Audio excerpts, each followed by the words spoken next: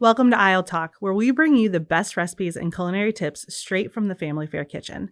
I'm your host, Chef Britt, and I'm thrilled to be your guide on this delicious journey. It's an exciting one today, and I can't wait. I have my co-chef with me today, Adam Watts, the executive R&D chef for Spartan Nash. So we work hand in hand together, and I get to ask him all the questions today. So Adam, thanks for hanging out with me. Thanks for having me. Yeah, of course. So I know a lot about you, but I want everybody else to know how awesome you are. So let's just start with kind of like an introduction of yourself. My name's Adam Watts. I'm the corporate R&D chef for Spartan Nash, and I fall really directly under the deli department. And I've worked there for about 6 years now. So what kind of like inspired you to become a chef? What was that turning point? Yeah, well, I think it was at a young age where I was constantly every Saturday going to the farmer's market with my mom and my grandma. Then as I got older, started to realize that there was more happening around me in the food world. Come to find out, my dad went to Lansing Community College to study food and beverage hospitality. Did he work in hospitality? No. So, but that was sort of an influence too. And part of the influence, I was thinking about what factors played a role in my upbringing as becoming a chef. And I think maybe Top Chef, maybe watching the Food Network while my mom was in the kitchen cooking her favorite recipes. Yeah. I think that may have played a part as well. What would you say is kind of your main tool to stay up to date? Because right now in the world of social media and TikTok and all of that, I mean, trends are changing so frequently. I used to put a lot of weight into social media and what was happening, recipes on TikTok, for example. I think I've shifted that to now it really relies on getting feedback from customers working in our delis and finding out what the demand is at that time, and also my colleagues that I work with. I mean, I get a lot from them. We do tend to, shop at our competing stores, and that also, I think, just like eating out, where you go out and eat at a fine dining restaurant, there's inspiration there that you can take to implementing in our jobs. And then I think just the act of shopping at other stores definitely see some inspiration there too. We'll just walk down an aisle in a store too, and you see a sauce or a spice or something that like you've never seen before. And then all of a sudden in your mind, you're like, what could I do with that? Where does that fit in? And then it kind of just opens up that door of inspiration as well. Yeah. And too, I think there is sort of a little bit of a boundary that we have to stay within with that. Not everything we see or we get excited about can we actually implement in our delis, but the ones that we do, that does bring the excitement. So in your years of Spartan Nash, what would you say was like your proudest moment? In the last year, we've done some really cool things. We did a grab and go sandwich program, which is just it's a hot sandwich in a foil bag essentially, but we chose to do it very simply, but we're using really high quality ingredients, but done very simply. We just did a ethnic grain bowl line, and that pulled from inspiration from all different cuisines around the world. That was a chance for us to use those ingredients that we maybe weren't able to use before. Some of the more ancient grains or produce that we haven't found in our delis before. Marcana almonds. Yeah. Things like that like you normally wouldn't see in a deli department, but are incorporated in that. I think one of the programs that I've seen that you've created is the roasted veg program. I love that one. And I mean, you just took different flavors and, incorporated them all together to make veggies taste good. And I think some people just don't like veggies, so that helps. Historically, when we looked in the deli cases, we saw a sea of mayonnaise-based potato salads, pasta salads, and those types of items. We love to do those things, but we also saw a need for a healthier option. Writing that program, those recipes to do in-store roasted vegetables, and then you're taking those vegetables and tossing them in a pesto or an olive oil based sauce, brings that freshness and that craftsmanship that is like an added value to the deli. And taking classic deli items, how do you make that classic kind of more exciting? You can look at one of our most popular deli items is the fried chicken. Mm-hmm. People do fried chicken all over the place. So what can we do to make our fried chicken better? We've been to that farm. Mm-hmm. We've met those farmers. We've come back to our stores, and we've rewritten how we source our breading, what our breading's made up of. And then we're doing in-store fresh fried chicken multiple times a day. That's really, again, how do we elevate?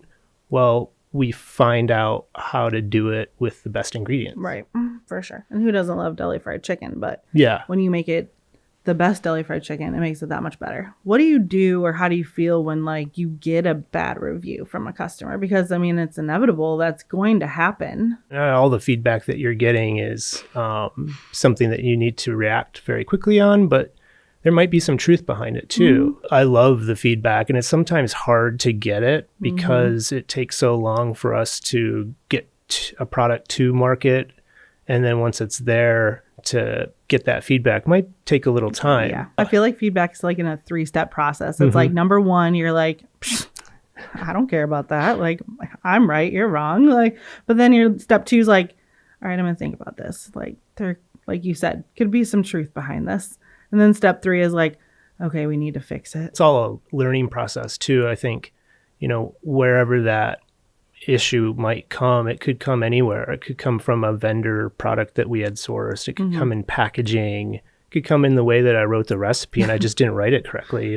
There's sometimes a disconnect between like the corporate chef and the associate at the store level. Right.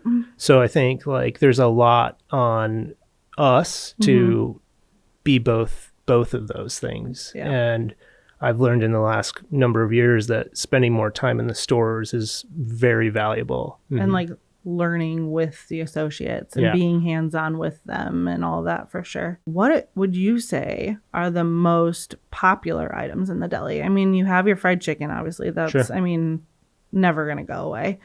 But when you think about other deli items, what would you rank like up there in the most popular? Yeah.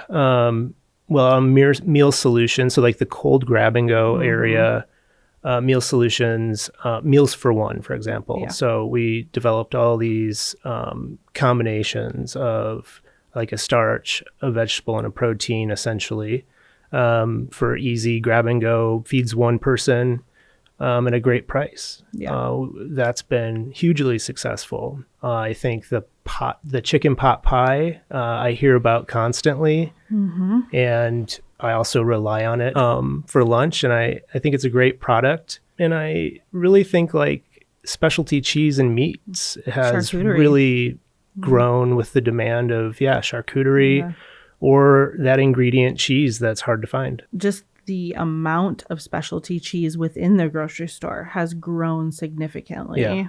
Nowadays, like dietary restrictions are huge. When creating a program, how do you factor in then fitting into all those dietary restrictions? It just really boils down to making sure that you have those options within a program. So we have a vegetarian pizza or several different vegetarian types. Now, do we have a gluten-free option? No, but could be something we look at. I think it's something that we're constantly searching for.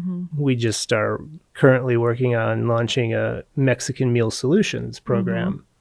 We got already some feedback that we'd like to see a gluten-free tortilla in that. Well, does it perform to our liking, and will it hold up?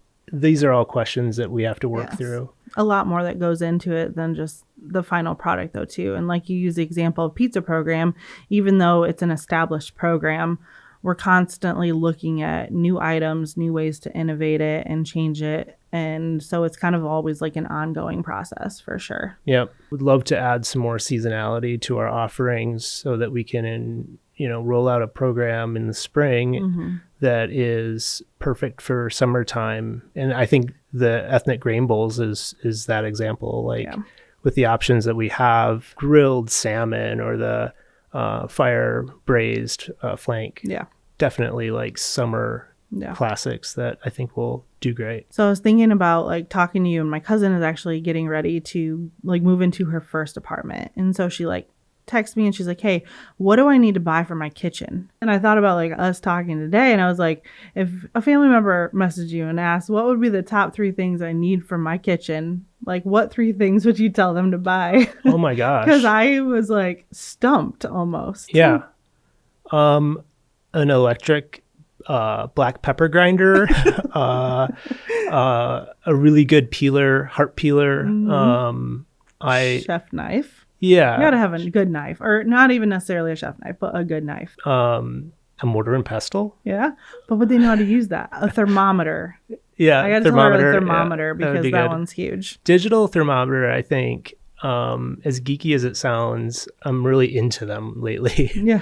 And a fast read digital thermometer, that would be cool. How about a like really nice salad bowl with like fork and spoon for hosting and stuff? Yeah. A citrus juicer. Those are cool. Like the hand press one. Yeah. But I think that was like the hardest question to ask like a chef, because like I want everything, and like, I mean, I can't just narrow it down to just a few items. So what's a typical day in the life of Adam Watts? I have to start my day pretty early because the only time I can gain me time is before everybody wakes up in my house. So I do that. I'm the complete opposite. Yeah. I'm not a morning person. So I've got like a little ritual in the morning.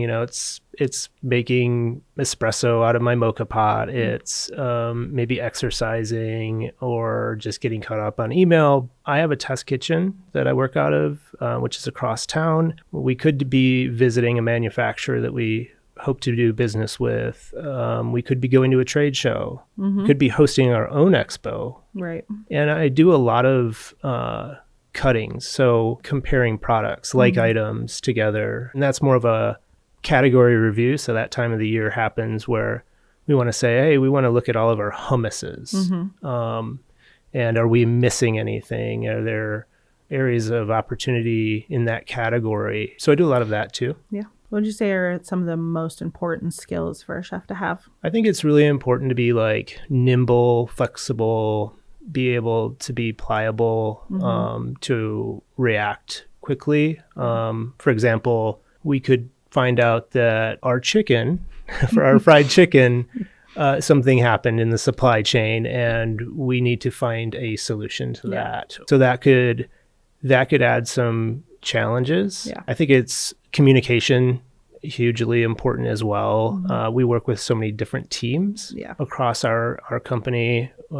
Being able to know who you're working with and what they do and how they can help us.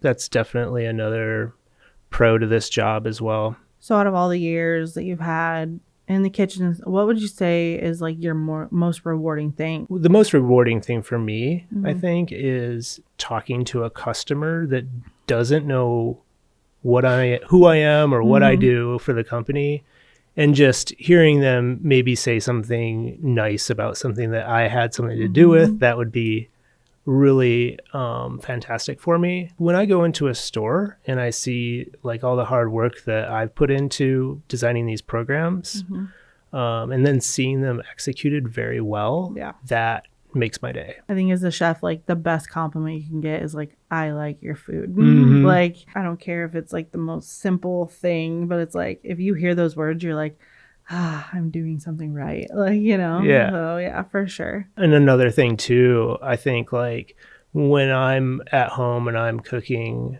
for my family and I'm able to benefit from like shopping at our store. I am a customer of our deli department as well. Right. So I mean, I really love the ingredients that I work with every day. And they're in my house, they're in my fridge, and they're something I'm feeding my family. Yeah.